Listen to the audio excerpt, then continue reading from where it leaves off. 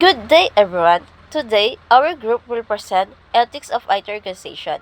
In the fast-growing world of information technology, companies face many ethical decisions when hiring workers, managing projects, and protecting the environment.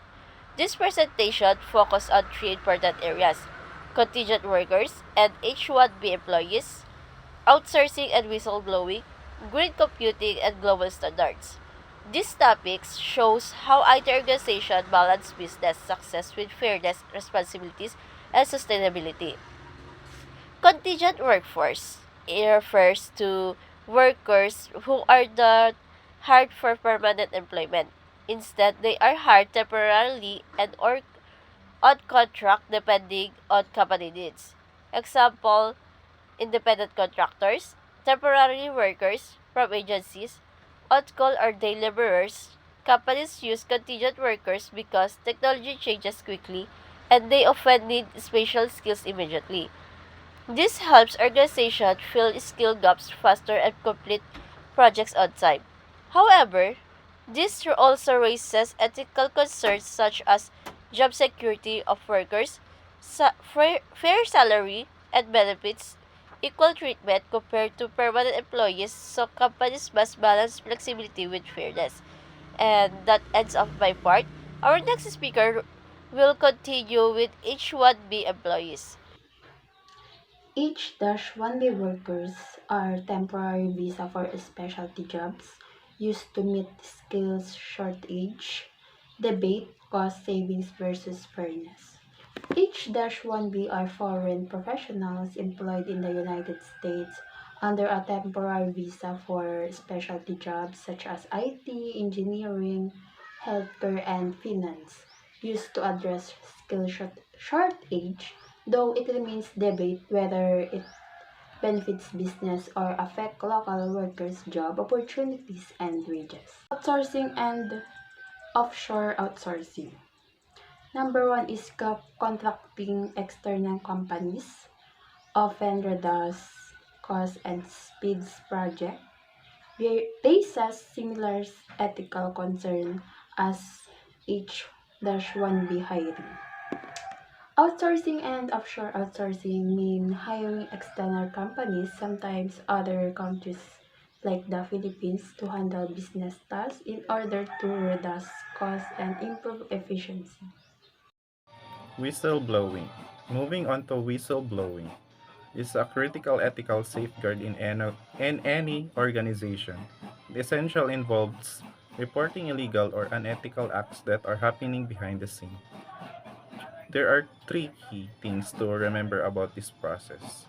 One, it's formal. It not just about speaking up. It requires proper documentation and ideally using internal reporting channels before going public.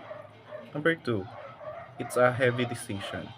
A whistleblower must carefully weigh the risks and consequences, as it can impact their career and the company's reputation. Number three, it's about integrity, and ultimately, it's the last line of defense for corporate accountability. Green computing, which focuses on how we can make our technology use more environmentally sustainable.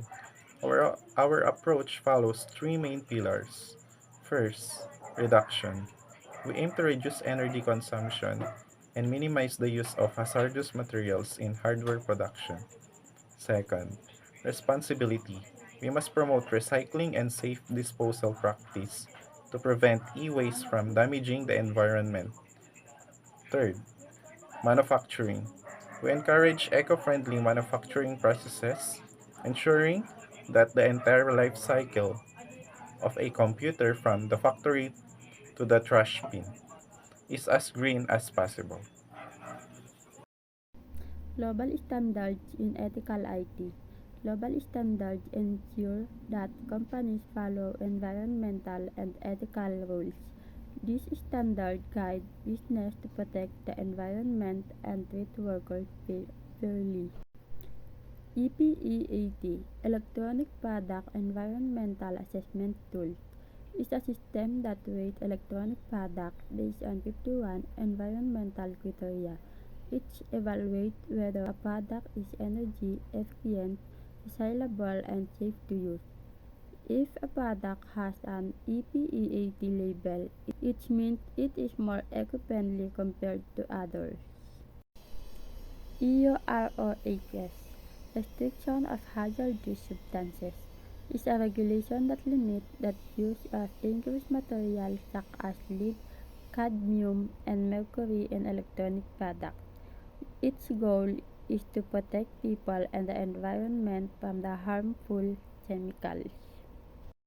EICC Code The EICC Code, now known as the Responsible Business Alliance, provides guidelines regarding labor rights, worker safety, ethics, and environmental responsibility. This means it protects not only the environment but also the welfare of the workers.